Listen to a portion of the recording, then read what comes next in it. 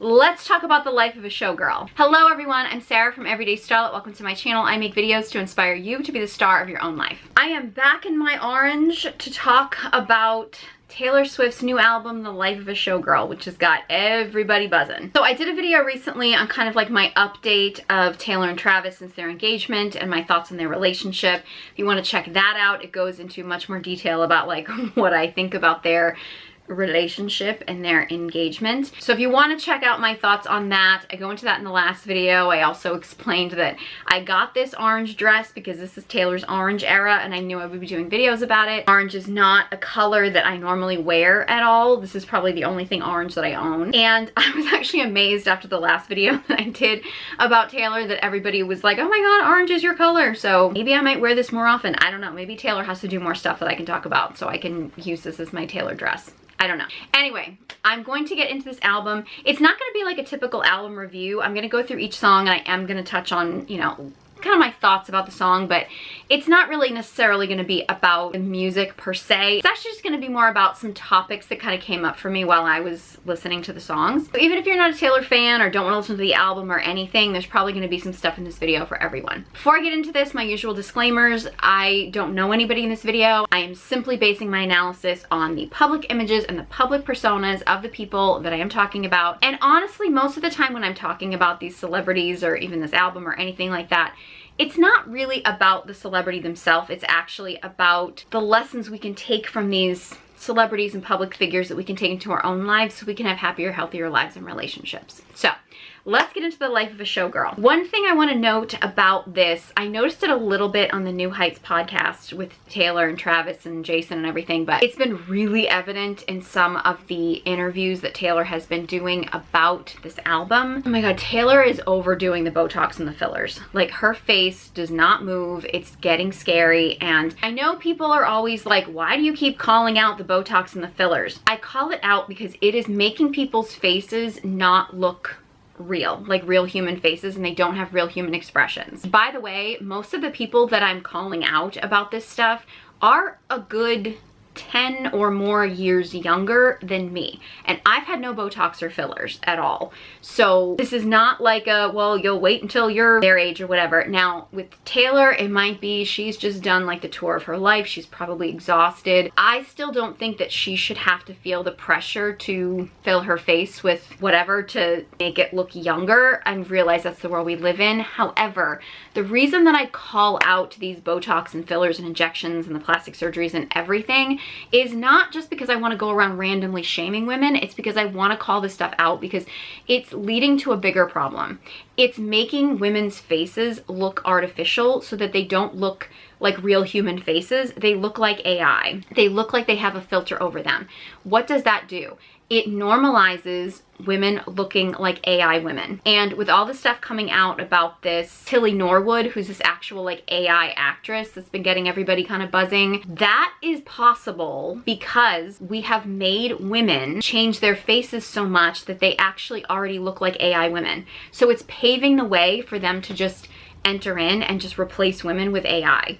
Like, it's part of a bigger problem than just me being like, you've got Botox and fillers. This is not just about shaming a woman for doing something different to her appearance. This is about the normalization of women having artificial faces and bodies. It normalizes looking at women who are fake and making people think that they're real. Like, it's a bigger problem than just the beauty standard, which is a big enough problem in itself, but like, it's a bigger issue.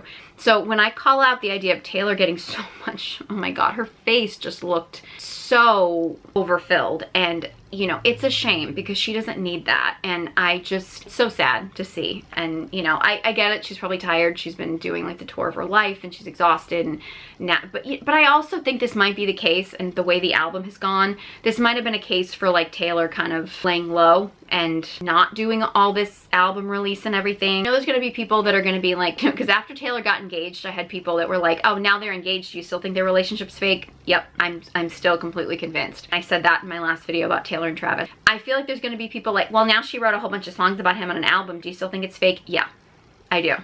In fact, the more that this is happening, the more I'm completely convinced that the relationship is fake. I actually wouldn't even be surprised at all if this wasn't even a part of the contract, that she had to come out with an album with songs about Travis, because again, this is another way that Travis gets to be sort of immortalized as one of Taylor's boyfriends. Now there's songs about him. It elevates his celebrity because he is not that big a celebrity. I know everybody wants to argue with me.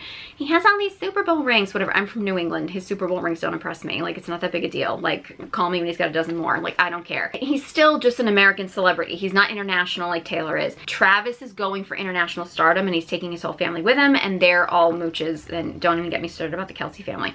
Anyway, I'll get into that. But yeah, I actually think that having an album about him and having him immortalized in music and stuff, I think was probably all part of the deal. So it almost feels like maybe she had to release this album because she wanted to get the songs about him going. And anyway, I'll get into that. I also thought it was interesting in some of the interviews that Taylor was doing to promote the album, and she was talking about having all these hobbies now because she's not online and having more free time. And I mean, I'm sure she has more free time now that she's not touring and things like that. Like, I get that. I'm sorry, but this album screams somebody who's chronically online. So either Taylor is lying and she actually is chronically online, or she just has a team of people that are like bringing all of these online trends to her and she's just jumping on the bandwagon, because I feel like this whole album felt like it's starting to feel a little bit like, I don't know if some of you might not be old enough to remember, but like when Madonna finally hit like a certain point in her career where she stopped just embracing that she was Madonna and started desperately trying to like latch on to the young kids and what the young kids were doing. And oh, that's a bad place for a pop star to be in. Like, you have to keep growing and evolving, and that's something that I always was impressed with Taylor about, is she kind of grew up with her fans. She didn't have that typical pop star moment of like coming out and just like throw her sexuality in everybody's face, like, I'm an adult now, I'm sexual, which so many pop stars have done. Like, I've always appreciated the fact that Taylor kind of grew up with her fans. Her music got more mature, it got more sensual, edgier as she kind of grew and evolved, and I appreciate that about Taylor. This album started to feel a little bit like, hey, I'm getting older and I want to be in with the cool kids kind of thing. I mean, I know Taylor's always had that kind of like wanting to be in with the cool kids vibe, but this one felt a little bit more of a reach. And again, I've heard people say like, oh my god, she's pushing 40, she's 35. As someone who's 45, like, we need to stop this narrative that like 35 is so old. I fell into that. When I was 35, I felt ancient. I felt like I was such an old lady and like, oh my god, life is over. And I will admit, I pretty much had to go through a huge like dark night of the soul and stuff, and turned 40 and realized like, no, there's so much more of life still left to be led. So I really hate when people fall into this like she's 35. Now I get it. People are like, she's 35, why is she talking about high school and why is she this and blah blah blah. Like, I understand some of those things, but to a certain extent we need to stop pretending like 35 is so old. It's not that old.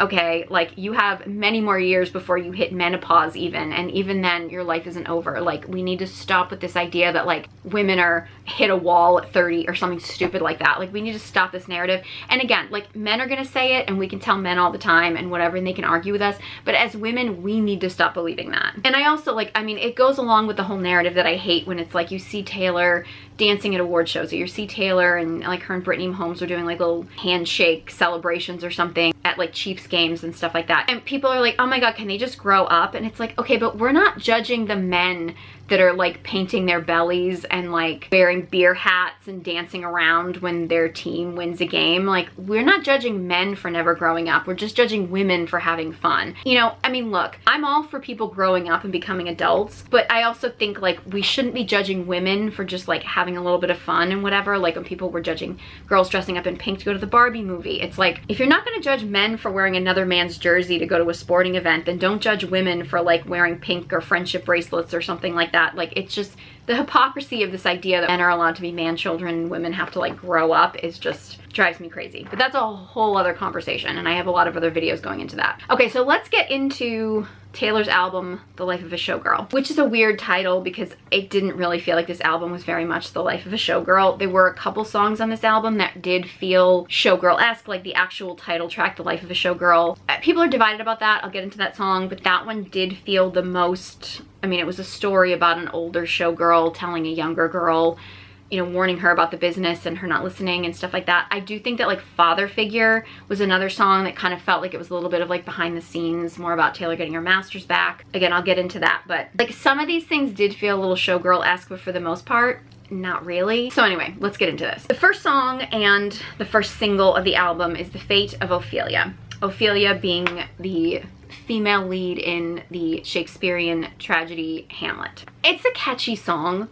Like, I don't hate the music of it or anything. And I mean, I know Taylor is known for using some of these, you know, Shakespearean characters and, you know, these sort of fictional characters in her music, and I respect that. So The Fate of Ophelia is obviously a song about Travis Kelce, which any song about Travis Kelce, I feel like I'm just not gonna like. He does not inspire her best songs, but oh my God, when she started out with that, like, calling on the megaphone, like, was obviously a reference to Travis referencing her on his podcast. Can we stop making that into such a big deal? Like, the fact that Taylor will not let go of the fact that Travis mentioned her on his podcast, it's giving desperation. It's giving she was so desperate for a man that like this one little gesture made her fall in love. Like, either it was staged and they're hanging on to the storyline, or Taylor is the most desperate woman on the planet. It's just so sad. I mentioned this in my video about the Taylor and Travis engagement and reviewing their podcast episode together. Travis just went to a Taylor Swift concert with no plan, just thought he would be able to get backstage to meet her. In Taylor's words, he had no actual plan. Then he makes a comment on his podcast with his brother that he wanted to meet Taylor and give her a friendship bracelet, which they admit on the podcast there was really no friendship bracelet. That was just a story. And it's like, that's all it took. Like, that's literally all the effort it took was for Travis to just be like, well, let me go to a Taylor Swift concert like so many other people did, and let me make a reference to her on my podcast. And all of a sudden she's like, oh yeah, my people reached out and got us together. And it's like, that's all it took. It's giving Taylor was just desperate for a man. Again, I think the whole thing was probably staged, but she's hanging on to this story and it's sounding desperate. Like, all this guy had to do was mention that he wanted to meet her on a podcast, and she's all like, oh my God, calling me on the megaphone. He mentioned you on a podcast. Like, it's not that deep. And I just, again, Taylor and Travis can do what they want, but I just don't want women to see this and see a man making like a minimal effort. Like, in their world, in the world of Taylor being a billionaire, this guy shouting her out on a podcast is nothing. Like, it's nothing, okay? I realize to the average girl, someone like a major football player in the NFL, like shouting you out on a podcast would feel like a big deal. But like, in their world, him shouting her out on the podcast is like nothing, okay? You go back and you look at, and again, I'm not trying to say she should be with Maddie Healy or anything, but if you look back on the years and years and years that Maddie Healy was like praising Taylor and her music in interviews and things like that, like, Taylor's used to this. Like, people talk about Taylor in interviews all the time. This is not that big a deal. I want women to stop putting the small gestures that guys do up on such a pedestal. Like, you can appreciate when a guy does something positive and something you enjoy, but stop putting small gestures that guys do. Like, stop putting the bare minimum up on this pedestal as if like, oh, this guy is the one. And I say this as somebody who's done that before, and it's always ended up becoming a disaster. Please stop, just stop putting men up on pedestals. This whole album and the idea of like putting Travis Kelce or any man up on a pedestal, no man deserves to be on a pedestal. Even if you have a good man, even if you love your man and he's a great guy, you can appreciate him, but please do not put him up on a pedestal. The higher the pedestal you put a man on, the further he has to fall. Please stop doing that. Also, the fact that in this song they're making it sound like Travis Kelce saved her. Like, she's all like, oh, he saved me. Like, there's this whole idea of this man saving her. But yet in other songs in the album, like, you look at Father Figure and it's like she was going up against, like, it's very like mafia themed. It's almost like she's going after the whole music industry and trying to take them down. And she's all like, yeah, my dick's bigger. But then in The Fate of Ophelia, she's all like, oh my God, you saved me from melancholy. It's almost like with Travis, she's playing this damsel in distress, like this, you know, oh my God, he rescued me. Like, you went up against the music industry to try to get your masters back, and you went up against some heavy-hitting, powerful billionaire men to get what you wanted. But now you're gonna say that this man saved you from melancholy? I just don't buy it. This idea of this powerful woman, and then she's like crediting this man with saving her, the images just don't line up. Okay, this might be a stretch for some people, but in the Fate of Ophelia, and Taylor references like taking a pledge to me, myself, and I, got me thinking about Beyonce. And I'm not saying that Taylor took this from Beyonce or anything like that, but I went into this a little bit in my Beyonce and Jay Z video. Okay, I know this is gonna sound strange to some people, but please just bear with me because I have a point, but it might take me a minute to get there. When Beyonce came out with her Beyonce album, right? It was her edgiest album. It was her most like in your face,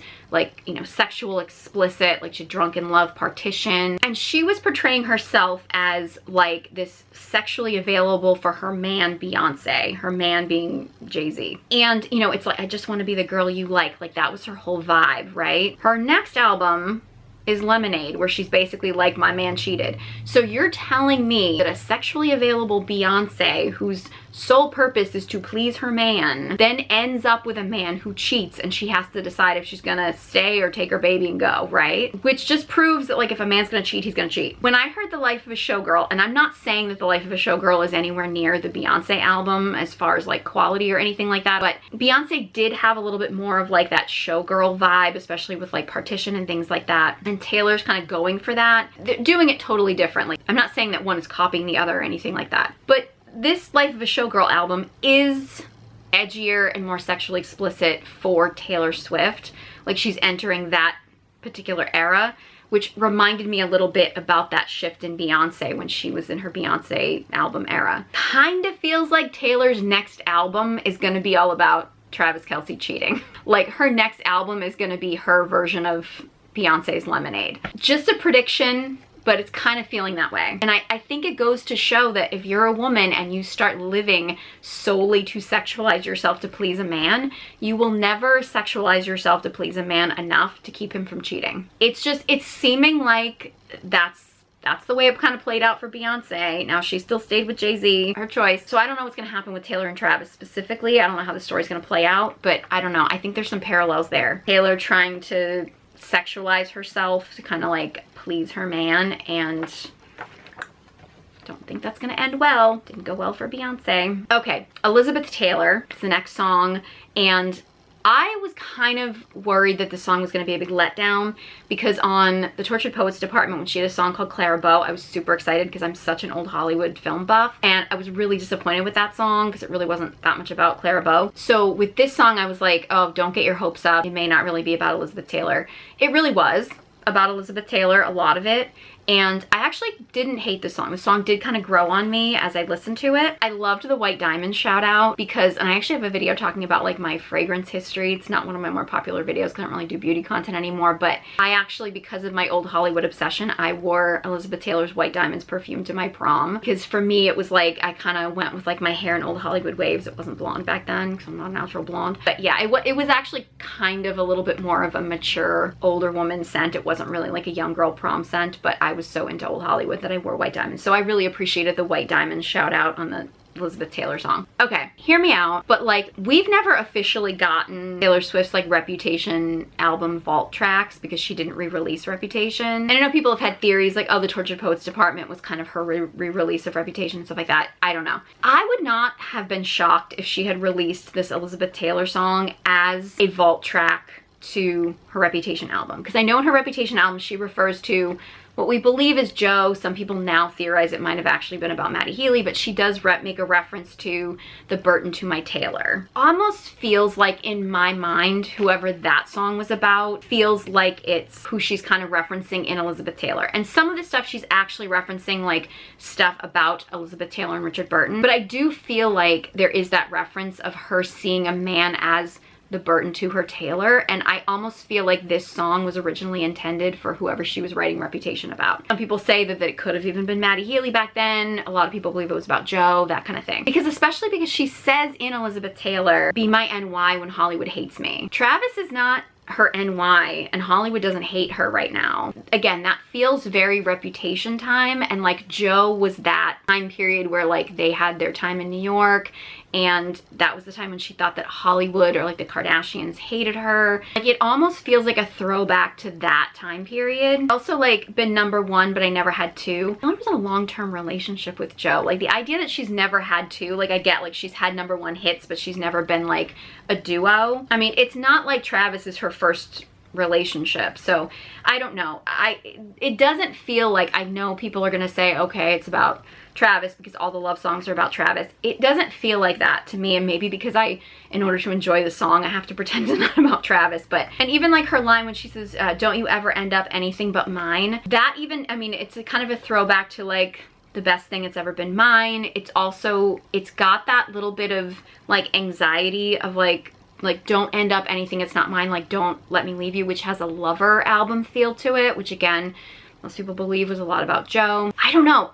Elizabeth Taylor, the song, and maybe because in order to like it, I have to pretend it's not about Travis, but like it has a very Rep Vault album feel to it, and it feels more like this is referencing whoever Lover, Reputation, like those albums were more about, because it doesn't necessarily line up as much with like what Taylor's life is now. Maybe that's why I like it more, but I do like the song, and I was pleasantly surprised by the song. Okay, Opalite is obviously about Travis, and I think she's confirmed that it's about Travis. It's his birthstone. When I first heard it, I was kind of like, eh. I listened to the album actually like in the background while I was doing some cooking yesterday, and I have to admit, it's the type of song that like, I don't think I would put this song on to listen to, but like if this song came on like, I don't know, in a store or something like that, I feel like I'd kind of like bop my head to it, you know what I mean, that kind of thing. So it's kind of growing on me, but I don't like love it. The thing around this song that a lot of people are referencing is that there's kind of a dig that people perceive as about Kayla Nicole. So in the song Opalite, Taylor actually references this line where she says, you couldn't understand it, why you felt alone, you were in it for real, she was in her phone, and you were just a pose. A lot of people are saying that they believe that that's a dig at Kayla Nicole. Travis was with Kayla Nicole for like, what, like 5-6 years? This feels to me like the story that a guy tells his new girlfriend, like, I was in it for real, but she was just using me for the gram. Like, she was just using me for like how it looked publicly, but like I was in it for real. Like, that totally sounds like a line that a guy feeds the new girlfriend. It's like, I understand like guys at his level, I'm sure, get used, and I don't know what Kayla Nicole's actual intentions were with Travis. I know she has dated other athletes and stuff, so I don't know. But like, Travis, you really thought that this was true love and she was in it for real, and she was just using you this whole time for like, what, like 5-6 years? It kind of shows that his picker's off too, if that's really what was going on. It really does sound like a story that like he fed Taylor about like, oh yeah, my last girlfriend was just using me. And maybe that was the excuse as to why like because I think it took him a long time to actually post her on social media. And you kind of almost feel like that might have even been like a convenient excuse that he used of like, well, I can't post you, or I'm not gonna post you because like my last girlfriend just used me for the gram or something like that. Like, I don't know that much about Kayla Nicole, and I'm not here to throw judgments at her or anything like that, but like, that did feel like an unnecessary dig at an ex. But it does also sound to me like the story a boyfriend would tell his new girlfriend about like, oh yeah, I was in it for real. Like, he wasn't using her too. Like, he wasn't using her for whatever he could get from her too. You know, I mean, come on. Like, let's be real. I think a lot of these guys that go into this, oh, she was just using me for fame or using me for my money. It's like, well, were you getting access to her body that you didn't earn? You got something out of it too. You wouldn't have stayed that long. Okay, let's get into Father Figure. Father Figure is a song that I was a little bit like, I don't know at first. It's really started to grow on me. So this is a song that, I don't know, I'm kind of getting invested in. Father Figure, for me, goes a lot more into the life of a showgirl theme than a lot of the other songs. Again, like when you think of showgirls, you often think of like Vegas, and you can also think of like mafia and stuff. And because this song has a very like kind of like mafia father kind of a vibe to it, and it is also very much about the music industry. Obviously, a lot of people believe it's about Scott Borchetta, who was involved in Taylor losing her masters and all this kind of stuff. And I'm not going to go into the whole Taylor Swift music industry lore, but like Taylor does really good music when she's angry at a guy. Like when she's really angry at a guy. And the fact that this guy was Scott and Taylor's father's Scott, I think Taylor's got a lot more daddy issues. Like, I feel like people put her father up on a pedestal as this great dad. I think Taylor's got a lot more daddy issues than what she's admitted to. And I feel like a lot of times when she goes after like father figures, because I'm sure she's had like father figures in the music industry and stuff like that, I feel like sometimes it's also a dig at her father. And the fact that she has had so many issues with men, like I do think there's some daddy issues going on there.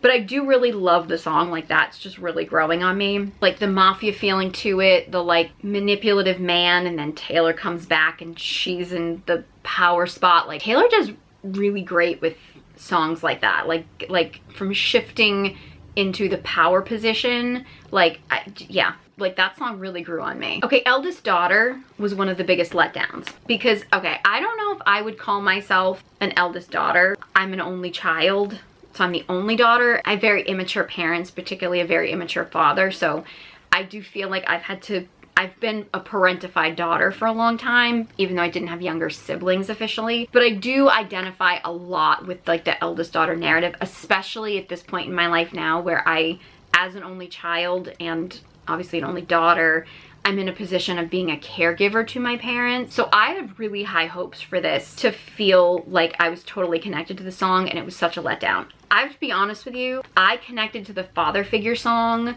and felt like that was more of a representation of like the daughter having to turn into the parent than Eldest Daughter was. Eldest Daughter wasn't really even about that at all, and I just thought the song was terrible, partly because I think I had such high expectations. I think a lot of people were feeling that. So for me, like, Father Figure was a song I connected with more as a eldest daughter, only daughter, parentified daughter, because it felt more like the daughter having to become the parent and fight back. And Eldest Daughter was such a letdown. The only part about Eldest Daughter that really made any sense with the title of the song was the fact that there's a reference to the eldest daughter and then there's a reference to the youngest child. And I'm assuming that has to do with Taylor being an eldest daughter and Travis being the youngest child. I see a lot of people online talking about the eldest daughter and the youngest son being the best dynamic. It's not. It's so not the best dynamic. It's the most common one, and it tends to work because you have usually a woman who is just conditioned to mother the people in her life and a youngest son who's conditioned to be the baby. They tend to match up. So it's a common dynamic. It's not a good one. It's not. An eldest daughter needs a man who is going to step up, and it's got to be the one who's got this. He's got to be the man that's like, I've got this, and he actually has it. Because a lot of men that will say, I've got this, and they don't have it. He has to be a man who actually is like, no, I got this, and he actually has it.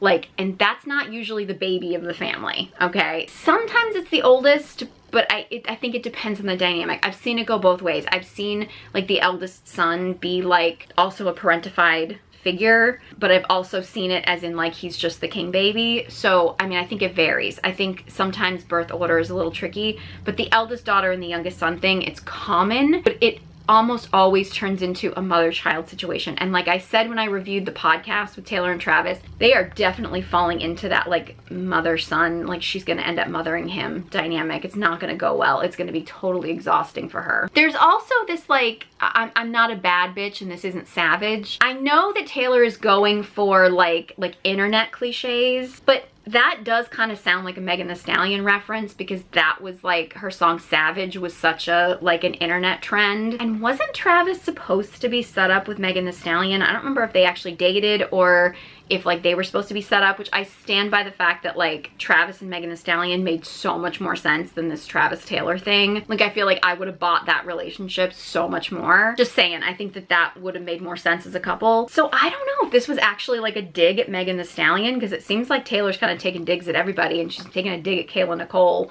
which, you know, I think is kind of a cheap shot. But like, I don't know. And again, like I mentioned in my last video about Taylor and Travis, Travis is type and Taylor's not it. And it's interesting how all the promo images for her album, like they're trying to make Taylor look so much curvier than she is. And look, I'm not here to shame women's body types. Okay, Taylor's body is Taylor's body. She doesn't have curves. That's not a negative. That's just her body type. There's a lot of supermodels that have that body type, so like there's nothing wrong with it. But Travis's type has been not Taylor, and it kind of seems like Taylor's trying to enter her baddie era to keep up with Travis's type. I talked about this in my Beyonce and Jay Z video, when you've got like that kind of wife mistress type and stuff. Like Jay Z, I believe, married Beyonce because she was the good girl from the good family, and he wanted to elevate his status, and she fit that image. I think Travis is looking to fit the image of like the wholesome all-American family. It's working for his brother and stuff like that, but like he actually wants the bad girls. He wants the girls who are savage, who are the bad bitches, you know what I mean? And I know people are gonna bring up race, and he does have a type when it comes to mostly dating black women, but I don't necessarily think it's specifically just a race thing. Like he goes for women who are curvier, girls who are baddies, girls who are much more sexually expressive. And the fact that Taylor is now becoming more sexually expressive, it's starting to give, like, I mean maybe that's just the side of her that's coming out right now, and that's fine if that's genuine, but it's starting to feel like she's desperately trying to become, I just want to be the girl you like Beyonce said, and we know from the Lemonade album how that turned out, so I don't think that Taylor's going down a good path here. Okay, ruin the friendship was not what most people expected. I think some people thought it was going to be about ending a friendship. Some people thought it was going to be about like taking a friendship from just being friends to being more than friends and ruining the friendship. The way the story went was basically about a boy from high school that Taylor knew who passed away very young. I appreciate the song. I don't love the song, but I appreciate the fact that the song had depth to it, that it was a personal song. That was something on this album that so many songs about Travis just feel so shallow and superficial and like impersonal.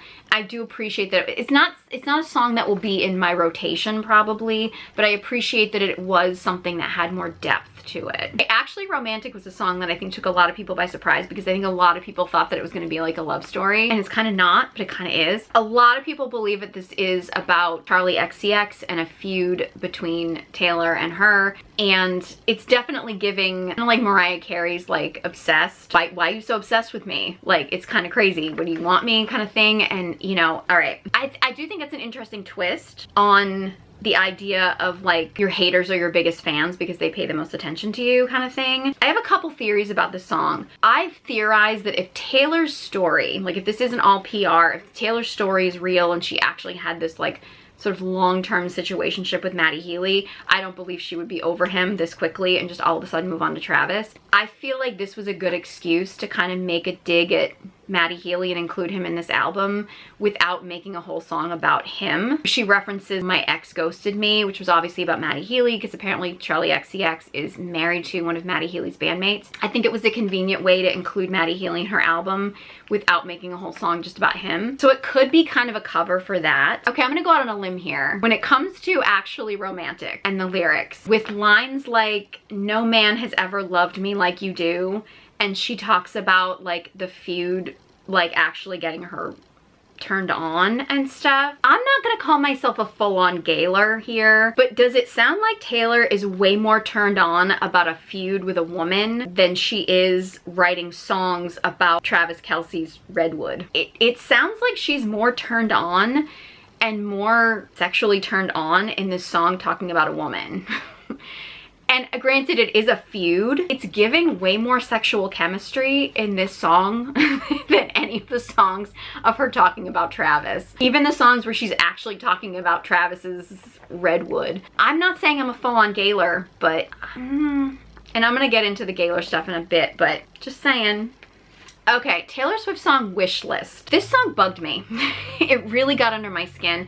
One of the songs that really got under my skin in the Tortured Poets department, which is an album I love, but one of the songs that really bugged me from that album was The Prophecy, which I know a lot of people love. But she talks about like, don't want money, I just want company. I'm like, you're a billionaire, but you're also not gonna date a broke guy. Like, I don't love this narrative that when women act like I'm so much better than everybody else because I'm not interested in money. It's like, you're a billionaire, of course you're not worried about money, but you're also not dating a broke man.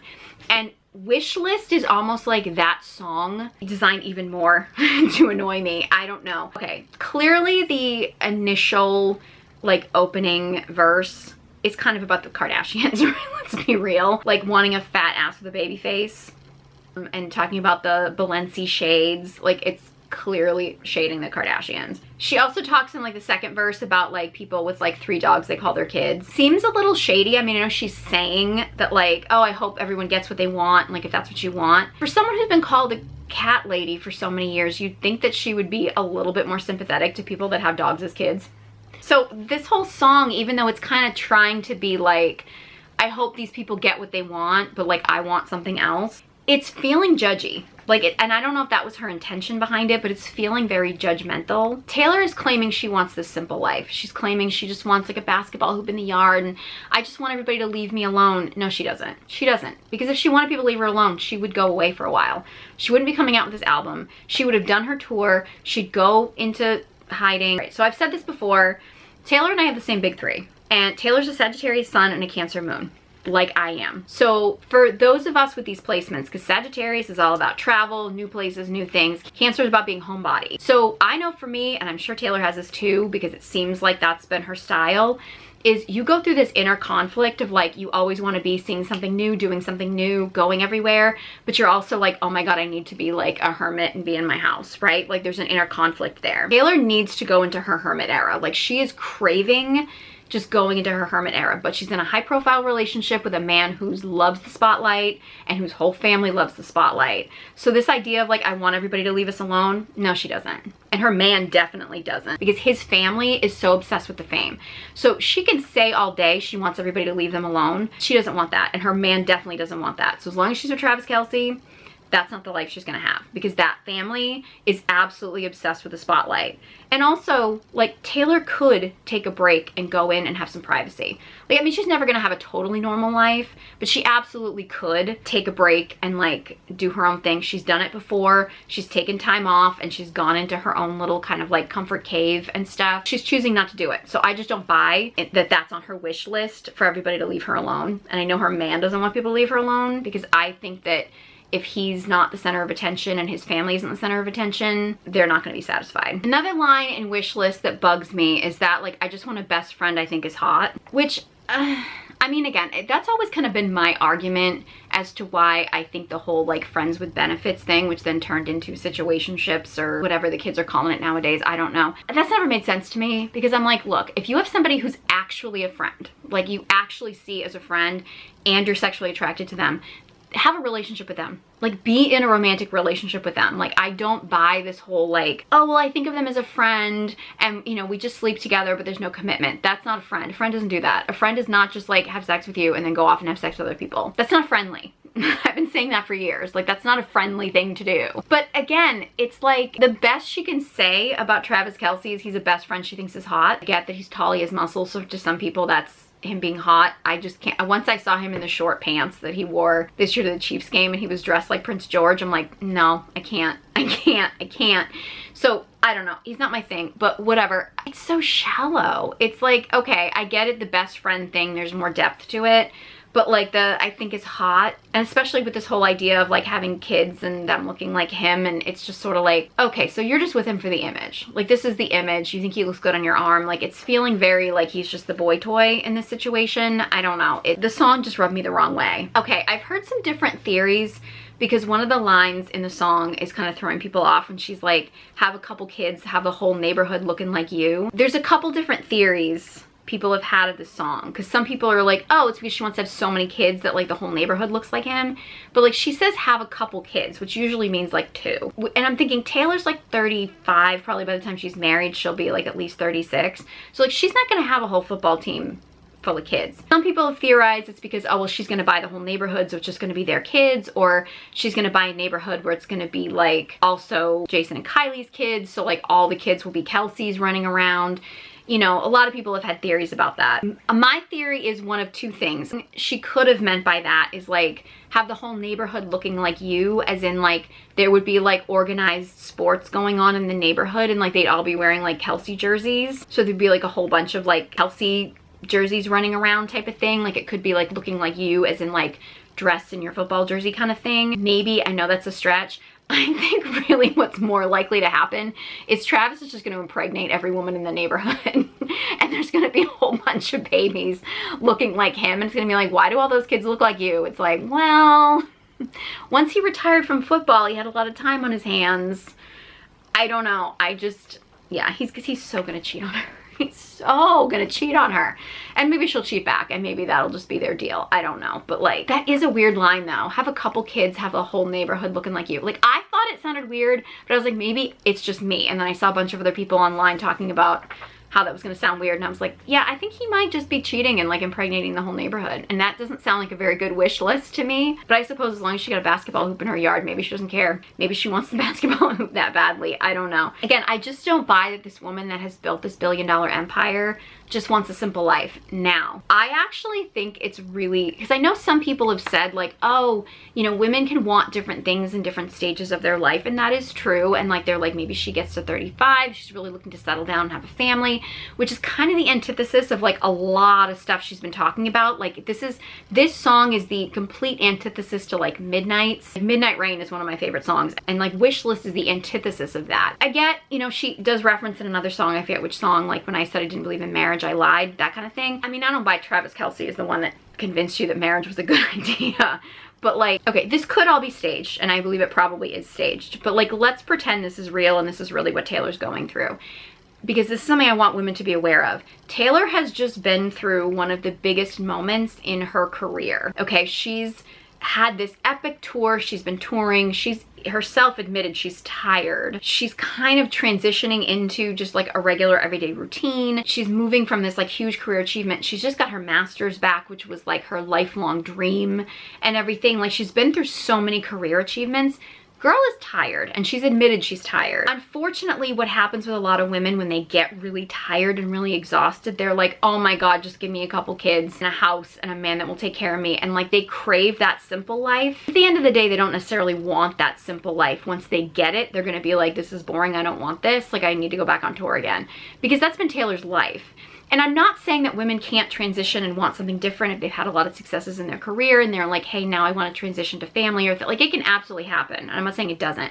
But I think as women, you have to be very careful of just feeling like you're either exhausted from a lot of success in your career and being like, ooh, let me just have a simple life, when at the end of the day, that's not really what you want, but you're just craving to slow down a bit. Or, and this is something I've experienced, you're struggling in your career and things aren't going the way that you want it to, and you're just like, oh, you know, let me just throw this away and just have a couple kids and a family and like whatever. It may not necessarily be what you really want, and it may not really be the right choice for you, but you're not making that decision with a clear head. To me, again, I think a lot of this is staged, but if it's not staged and this is really what Taylor's going through, she needs to take a breather from all that she's been doing in her career and not jump into a major life change, like just throwing it all away for a simple life with a bozo husband and a couple kids. Like, making that big a life decision when you're exhausted is not a smart move. And I really hope that she slows down and really thinks about this, because she pops out a kid with Travis and she's going to be his cash cow for the rest of her life. I think her having a baby with him is, I mean, she probably will, but I think that's a really, really bad move on her part. He's gonna benefit from it way more than she will, unfortunately. Okay, so let's get into Wood. Wood is definitely not a grower or a shower. It's terrible. Here's the thing, I rarely ever say songs are terrible, like with any song. I'm not like oh, this is terrible. I'm usually like, it's just not for me, or I'm just not gonna listen to it, but like, whatever. This song is terrible. I feel the same way about So High School from her Tortured Poets department. Like, So High School, which it's like nails on a chalkboard. I cannot stand that song. I can't even listen to it when it like comes on as an audio on TikTok. I have to like turn the sound down or like scroll past it because I'm like, it's so bad. And Wood is in that same category. It's so terrible. Like, clearly it's a dumbed down song for Travis. Like, clearly. Now here's the thing. There's some people that are like, Taylor just wants to be sexual, she wants to express herself sexually. That's fine. She's a 35-year-old woman, she can do that. I don't have any problem with that. But we know Taylor can do like a very like sensual, verging on sexual song like very well. She can do innuendos very well. Like, she's done that in the past. Like, I think of like just from Tortured Poets department, like Guilty as Sin and like Writing Mine on My Upper Thigh. Like, and I realized that was like in her mind and all this kind of stuff, but like, she can do like a sensual, like opening herself up sexually kind of song really beautifully. Wood ain't it. Like, it's not. It's so bad. Oh, it's so terrible. And here's the thing. I've heard a few different theories behind the song. This song absolutely sounds to me like either she is desperately trying to convince the audience or Travis or herself or something that she's straight or that he's good in bed, and she's either not straight or he's just really not good in bed. I don't buy this song at all. This song sounds to me like a woman that has no interest in sleeping with a man trying to pretend that she likes sleeping with a man. I'm not a full-on Gaylor who believes that Taylor's gay. I don't know if she is. I don't know if she isn't. I don't really care. But like at the end of the day, this song to me is one of the best songs to make a case for the Gaylors that she's actually not into sleeping with men, because this song sounds to me like a song that a woman who has no interest in sleeping with a man would write to pretend that she actually wants to sleep with a man. It sounds so fake. It sounds so fake. It's so bad. Look, here's the thing. Let me address the Gaylors for a second. Do I think that Taylor's gay? I don't know. I don't know. I will say I do think that she's looked her happiest in her Carly era, which could be, honestly, could be because that was such a genuine female friendship in her life, that she was just glowing and in a good place in her life and everything.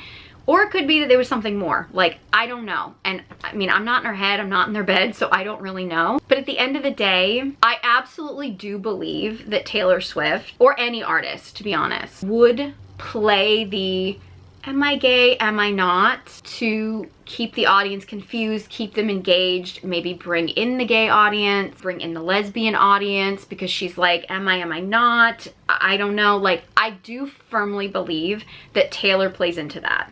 Whether she is gay or bisexual or just plain straight or whatever, I don't know. But I do firmly believe that she plays into it.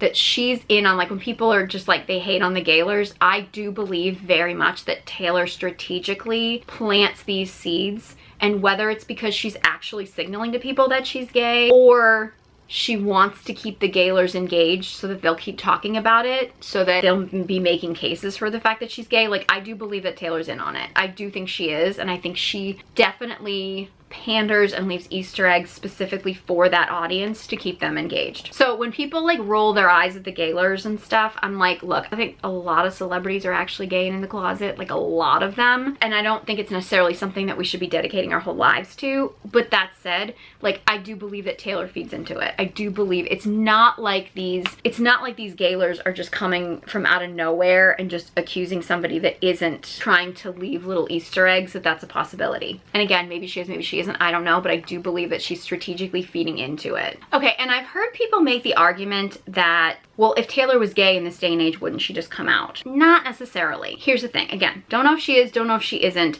but I do think we have to look at this strategically, because there are a lot of people in the entertainment industry that are in the closet and are going to stay in the closet because it would not be a good financial move for them to come out of the closet.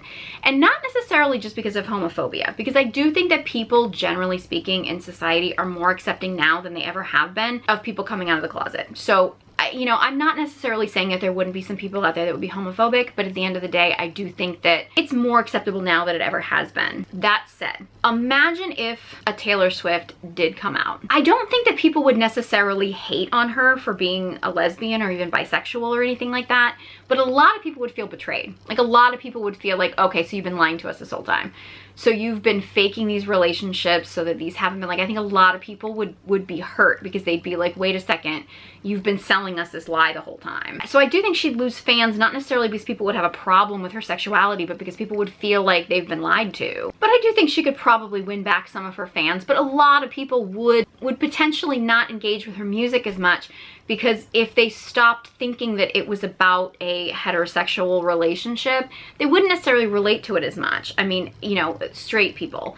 If she made music just for the gay community, great, but I don't necessarily think that that would sustain a billion-dollar career. So it would be a strategic career move. So again, I don't know if Taylor's straight. I don't know if she isn't. I don't know. If she ever does come out of the closet, if she ever does just come out as being gay, maybe if she came out as bisexual, it'd be a little bit different, but like if she just came out as gay, I don't think it would happen until she's like much later in life, you know, and she reveals that she's been living with a woman this whole time, and like towards the end of her career, she's sort of like touring like a Stevie Nicks, just with her guitar and singing, and she might decide to come out of the closet. But like, while she's still in her pop star era, I don't think she's coming out of the closet. So whether she's gay or straight, I don't know, but like from a strategic perspective, I think she's absolutely not going to come out of the closet at this point in her career, and she's also going to keep leaving like little Easter eggs and teasers for the Gaylors to pander to them, whether she's straight or gay or bi or anything. I do think she's feeding into the Gaylor community because she knows it fuels the conversation and it keeps people talking about her. But yeah, Wood is absolutely, like, it's one of those songs that I'm like, all right, if you really wanted me to believe that you were in a real relationship with Travis Kelce, you wouldn't write a song like Wood, because like, I don't think I've, like, listening to that song, I've never been more convinced that their relationship is a fake relationship. Like, it just, I don't buy it. Like, I don't buy it. So this might be a cover that he's just so bad in bed that she's like, all right, I have to write the song because I can't just say he's bad in bed, but like, I'm gonna write this terrible song about him almost as a cry for help. Like, as like a, please, I have to make this guy sound good because I got into this situation and now I can't get out and now I have this guy that's terrible in bed. I don't know. That's my theory. I don't buy it. I've seen things where women are like, oh my god, if you date this like super immature guy who spends his day like smoking weed and playing video games, why are those guys always the best in bed? Ladies, if you are saying things like that and you're sleeping with a guy who's basically just like a pot smoking video game player and you're like, but that guy's so good in bed, it's you. Girl, it's not them, it's you. When I see women that are just like, oh my god, why is it always the loser that's like the pot smoking video game playing loser that's always so good in bed? Girl, if that's been your experience, it's you. You're the one that's good in bed, it's not them. Trust me, it's you. You're the one that's that good in bed. It's what you're doing and you're just making it sound like it's him. And I have heard people say, like, if you don't like Wood, you've just never been dickmatized by a guy before. I can't imagine a guy being so good in bed that I would actually enjoy the song. Like, I just don't think it's possible. I don't know. Okay, this might be controversial and hear me out, but I kind of like Canceled. Hear me out. First of all, I have to separate it from Blake, which it probably is about Blake, and I have to separate it from Blake. Of all the songs in this album, it's the one that like stayed in my head and I was kind of singing and I was like, okay, all right, it's kind of sticking with me here. If Canceled was a rep vault track, everyone would love it. If it was very clear that it was written in her Reputation era, we would all love it. The block is the timing of it happening now and the connections to Blake, I think. Okay, I get the girl boss too close to the sun line, but apparently that is a play on something that Candace Owens said about Blake Lively is what I'm hearing. So it's not necessarily like a Taylor line. It's kind of like she's using that line as something that somebody else has said about a friend of hers. So I will give her a little bit of leeway on that one. I don't know if it's just me or like when I hear Canceled, I picture like a bunch of like Real Housewives or something like that, like all dancing to it, like in a club, drinking like their colorful drinks and on a girls trip somewhere and being like, good thing I like my friends canceled. Like, and I don't know, for me, I just find that so like fabulously tacky. I don't know. It's just this song of all the songs, when I hear people say like, oh, this album is just for girls who are like hot and want to have fun. Like, this song to me is the one that like, I'm like, okay, this is kind of like girls just want to have fun, like kind of thing. And I do like the fact that there's like a darkness to it. Canceled to me feels very Scorpio rising, which is very much like Reputation and things like that. I think that's why I like it. If I can put a pin in the Blake thing and think of it as like a Reputation vault track, I can kind of get into it. I mean, I feel like Canceled has more Taylor Swift writing in it I was missing in a lot of other songs, like Bring a Tiny Violin to a Knife Fight, kind of like, oh, I played the victim when somebody came after me and stuff. Like, it's kind of almost acknowledging Taylor does that. Some of her friends do that. Like, I do feel like there was a certain level of like that kind of darkness and the self-awareness. I know a lot of people don't want to like the song because it's essentially pledging her alliance to Blake, but I don't know. I feel like if you take Blake out of it, I kind of like the song. One thing in Canceled that was a line that I wanted to reference was like, did you make a joke that only a man could? And I suppose it's probably different depending on the environment, depending on the situation. I know in this case it was probably a reference to Blake because Blake thinks she's so funny and she's really not, but she thinks she's really funny. And I think people think that if she was a man, we'd all think she's funny. And I think that that's kind of the thing. And maybe in other areas of life, I might be very biased because I worked as a stand-up comic for years. So I might be a little bit biased when it comes to those kind of things. My own personal observation when it comes to like women and jokes and things like that. And again, I'm probably biased because I worked as a stand-up comic, but like in the comedy industry, women can get away with a lot more edgy jokes than men can. I mean, again, that was just my own personal experience because women have sort of a natural innocence and there's a natural, like, when men make a really dirty, edgy joke, it sometimes can be taken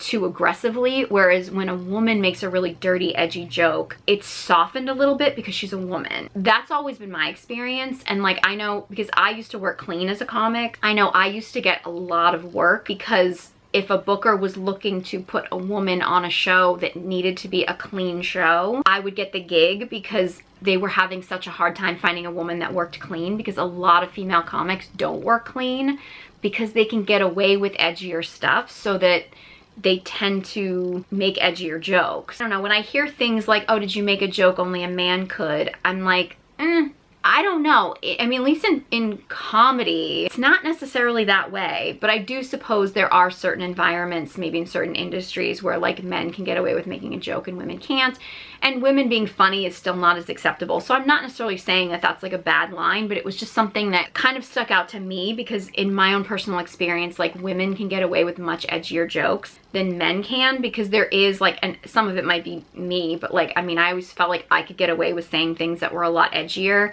even though I did tend to work clean, because I had an innocence about me that would kind of soften the joke.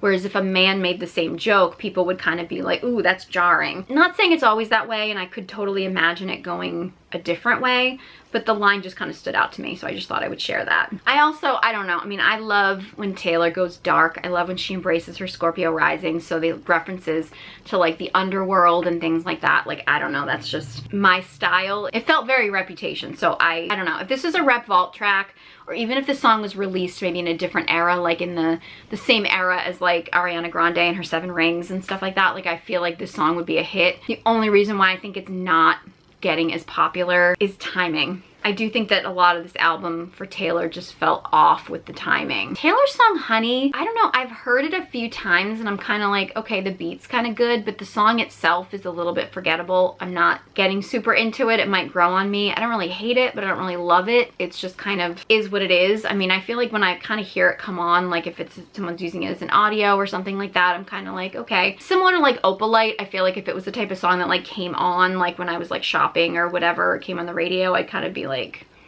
all right, I'm into it, but like, it's not something I would necessarily be drawn to normally. Okay, so The Life of a Showgirl, the title track, there was a collaboration with Taylor and Sabrina Carpenter. I will admit it did grow on me. And it did feel like the most fitting song for the album. It was almost the only song that felt showgirly, although I do think that Father Figure also kind of tied into like a Vegas showgirl theme, because it kind of had that like mafia tie to it. I feel like if there were more songs on the album like The Life of a Showgirl and like Father Figure, so it felt a little bit more on theme with the showgirl thing, I feel like it would have been a better album. I like Taylor's storytelling. I like the storytelling style. I know people were kind of rolling their eyes at Kitty, but I do think that talking about an older showgirl named Kitty and then referencing a young girl talking to this sort of veteran showgirl named Kitty, and then Kitty referring to her as like a kitten. I do think, like, I mean, it's Taylor, it's cats, I don't know. I kind of like the storytelling. I thought it was cute. I've seen a lot of people online be like, oh, this is like Britney Spears looking down on the younger girls and whatever. And for me,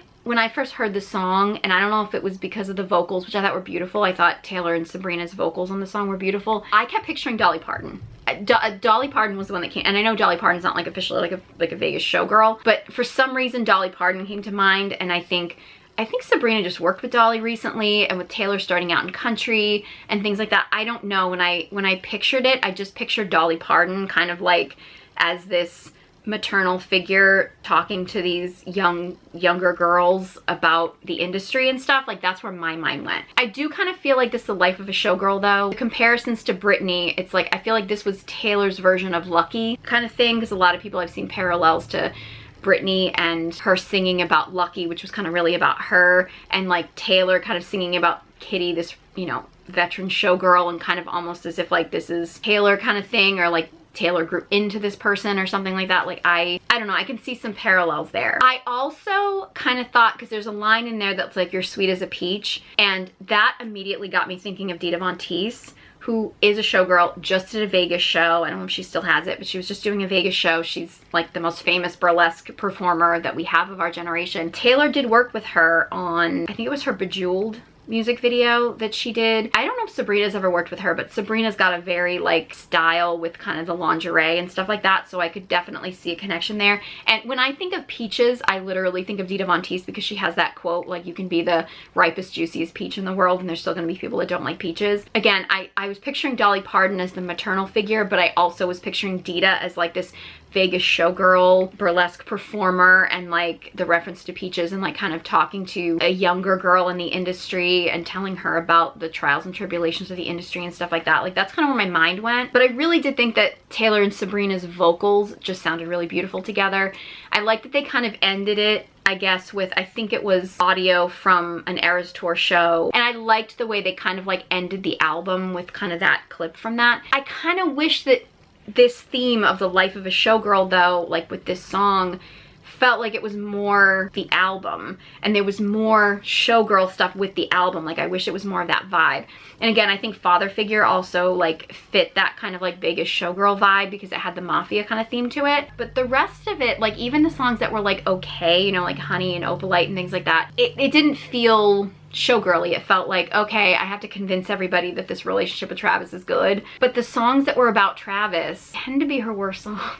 I don't know. I will admit that a lot of Taylor's albums, it takes me a little while for them to kind of grow on me and I start kind of appreciating them a little bit more. When I first listened to Tortured Poets Department, which is an album I do really enjoy, but I've listened to more and more of that. Like, there were songs that I was kind of a little bit like mediocre about in the beginning, and then they ended up becoming some of my favorite songs. Some of these songs might grow on me. I mean, Wood is definitely not a grower or a shower. That just, I think, is terrible. But it's like so high school, like from Tortured Poets Department. I can't stand that song. And again, I just don't think that the like Travis saved me and all that kind of stuff, I don't buy it with the image of Taylor being this like strong, powerful career woman. Like, the juxtaposition just doesn't make sense. I know people are arguing that like, well, Taylor's happy and you just don't want Taylor to be happy. And it's not that I don't want Taylor to be happy. I just want her to make good music. She obviously makes better music when she's fighting with someone or she's unhappy with someone. Like, and it doesn't have to be the man that she's in a relationship with. She doesn't have to hate Travis to make good music. Because I think like Father Figure was a stronger song. Actually, Romantic was a stronger song. So she can have issues with people and like situations where she's grown as a person. And even some of her storytelling songs are really good. Like, I don't think she has to hate the person she's in a relationship with in order to make good songs, but I don't know.